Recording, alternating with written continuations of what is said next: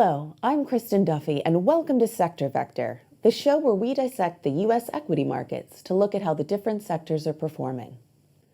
It was a bumpy week for U.S. equities, which managed to cling on to modest gains. The Dow closed up 1.9%, the S&P 500 up 1.5%, and the Nasdaq finished up 0.9%. Interestingly, small and mid-cap stocks outperformed, with the S&P 600 small cap index adding 5% last week, while the S&P's 400 strong mid-cap index rose 4.7%. The news flow was fast-paced, spanning from a less than impressive presidential debate to progress on a $2.2 trillion stimulus package, as well as the news that President Trump had tested positive for COVID-19 and been taken to the hospital a month ahead of the election. The biggest sector win was the S&P 500 Consumer Finance, which gained 7.52% and all but retraced September's losses. The reason why is simple.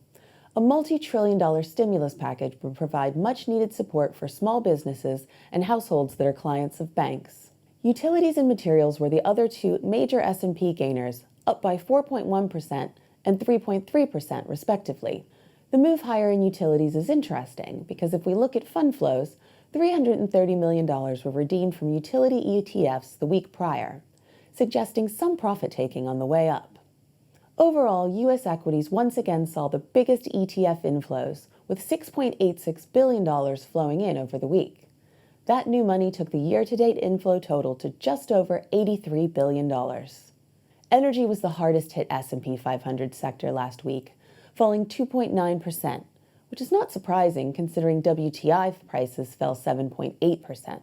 Gasoline usage and vehicle miles traveled continued to decline in the U.S., according to data from Yardeni Research published this week, and electricity output, a proxy for energy demand, shows no sign of picking up. Additionally, new data from OPEC showed that rising global output has weighed down oil prices. The energy sector is down 51.2% year-to-date, leaving plenty of room for a rally should the economy and demand begin to move back to normality. Consumer discretionary stocks fell by just over 1% in Friday's trading, and this grouping is now 5.6% below its 1- and 3-month highs. However, this ongoing pullback in the sector might actually present a buying opportunity, as momentum measures for the group have remained very positive despite the markdown. For instance, 91.66% of stocks in the sector are above their 150-day moving average, and if we extend out to 200 days, then 80% of consumer discretionary stocks have prices that are higher than the 200-day line.